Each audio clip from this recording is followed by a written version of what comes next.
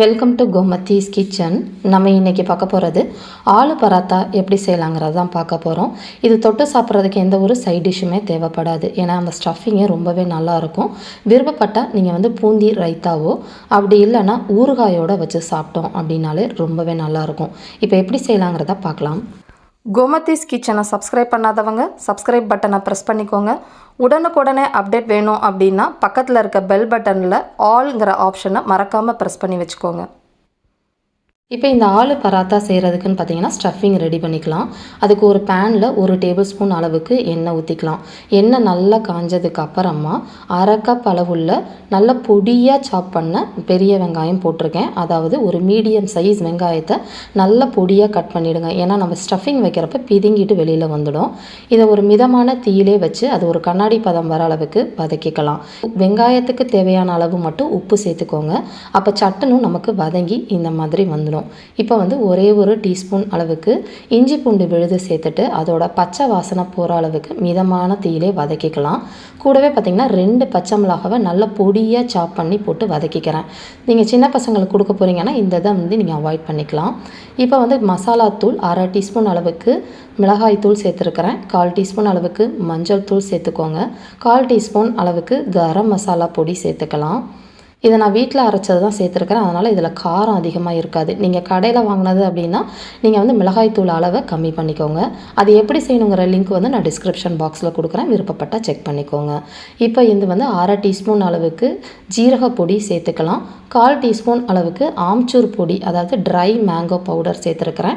இது இல்லை அப்படின்னா நீங்கள் கடைசியாக மசாலா ரெடி ஆனதுக்கு அப்புறமா எலுமிச்சம்பழச்சாறு 1/2 டேபிள் ஸ்பூன் போட்டு கலந்து விட்டுருங்க. இதை நல்ல மிதமான தீயிலே அதோட பச்சை வாசனை போயிட்டு நல்லா எண்ணெய் பிரிஞ்சு இந்த மாதிரி வந்ததுக்கு அப்புறமா தான் நம்ம உருளைக்கிழங்கு சேர்க்கணும். இல்லாட்டி பச்சை காட்டம் அடிக்கும். இதுக்கு நல்ல பெரிய சைஸில் 2 உருளைக்கிழங்கை வேக வச்சு உப்பு போட்டு வேக வச்சுட்டு நல்லா துருவி மசிச்சு வச்சுருக்கிறேன். ஏன்னா அதில் கட்டிகள் எதுவும் இருக்கக்கூடாது. நான் அப்போ தான் ஸ்டஃபிங் நமக்கு நல்லா சாஃப்டாக திரட்டுறதுக்கு வரும். இதை தண்ணியோ எண்ணெயோ எதுவுமே ஊற்றாமல் குறைவான தீயிலேயே வதக்கி ஒன்று சேர்த்து வரலாம். இப்போ உப்பு பத்தாதனால ஒரு 1/4 டீஸ்பூன் அளவுக்கு மட்டும் உப்பு சேர்த்துருக்கிறேன். சேர்த்து நல்லா திரண்டு இந்த மாதிரி வந்துடணும். இப்போ இதில் பொடியாக நறுக்கின கொத்தமல்லி இலைகளை சேர்த்துக்கலாம். சேர்த்துட்டு நல்லா கலந்து விட்டுருங்க. இதை ஒரு பவுலுக்கு மாற்றிட்டு ஆற வச்சதுக்கு அப்புறமா தான் நம்ம ஸ்டஃபிங் வைக்கணும். ஏன்னா சூடோடு வச்சோம் அப்படின்னா நமக்கு திரட்டுறதுக்கு ஒழுங்காக வராது. இது ஆறுறதுக்குள்ளே நம்ம கோதுமை மாவு, அதாவது சப்பாத்தி மாவு நம்ம ரெடி பண்ணி வச்சிடலாம். இந்த சப்பாத்தி மாவு எப்படி பிசையணுங்கிற மாதிரி 2 டைப்பில் உங்களுக்கு நான் கொடுத்துருக்கேன் ஆல்ரெடி வீடியோவில். அதோட லிங்க் உங்களுக்கு நான் டிஸ்கிரிப்ஷன் பாக்ஸில் கொடுக்குறேன்.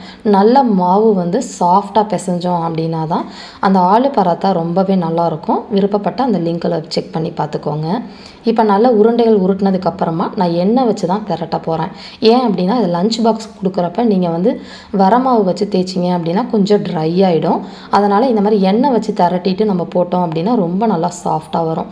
கொஞ்சம் நல்லா தடிமனாக திக்காக லைட் சின்னதாக தேய்ச்சதுக்கப்புறமா உருளைக்கிழங்கு ஸ்டஃபிங்கை வச்சுட்டு நம்ம போலிக்கு எப்படி உருட்டுவோமோ அதே மாதிரி ஃபஸ்ட்டு உருட்டிடுங்க. மேலே இருக்கிற எக்ஸ்ட்ரா மாவை எடுத்துடலாம். அப்போ அதிகமாக மாவு இல்லாமல் நல்லா ஈவனாக நல்லாயிருக்கும். கேப் எதுவுமே இல்லாத மாதிரி பார்த்துக்கோங்க. அப்படி இல்லைன்னா ஸ்டஃபிங் வெளியில் வந்துடும். இப்போயுமே நீங்கள் வேணும்னா வரமாவு சேர்த்துக்கலாம். ஹெல்த் கான்ஷியஸாக இருந்தீங்கன்னா நான் எண்ணெயிலே தான் திரட்ட போகிறேன். இதை ரொம்ப மெல்லிஸாக திரட்ட முடியாது. ஓரளவு கொஞ்சம் தடிமனாகவே திரட்டிக்கலாம். நான் இன்றைக்கி சர்க்கிளாக தேய்க்காமல் கொஞ்சம் வித்தியாசமாக இந்த மாதிரி நம்ம ட்ரையாங்கிள் மாதிரி தேய்ச்சோம் அப்படின்னா அந்த ஆலு பராத்தா பார்க்க கொஞ்சம் நல்லாயிருக்கும். கல் நல்ல சூடாக இருக்கணும். அப்போ தான் நீங்கள் பராத்தாவை சுட்டு எடுக்கணும். அப்படி இல்லைனா வரன்னு ஆகிடும். இப்போ இந்த அளவுக்கு நல்ல கோல்டன் ஸ்பாட்ஸ் வந்ததுக்கப்புறமா எடுத்துட வேண்டியதான். இதுக்கு மேலே வேணும் அப்படின்னா வரமாவு தேய்ச்சிங்கன்னா நீங்கள் நெய்யோ வெண்ணெய்யோ வச்சு நீங்கள் சர்வ் பண்ணலாம். இதே மாதிரி அளவுகளோட இந்த ஆலு பராத்தாவை நீங்களும் செஞ்சு பாருங்கள். செஞ்சு பார்த்துட்டு எப்படி இருக்குங்கிறத கமெண்ட் பண்ணுங்கள். வீடியோ பிடிச்சிருந்தாலும் கமெண்ட் பண்ணுங்கள்.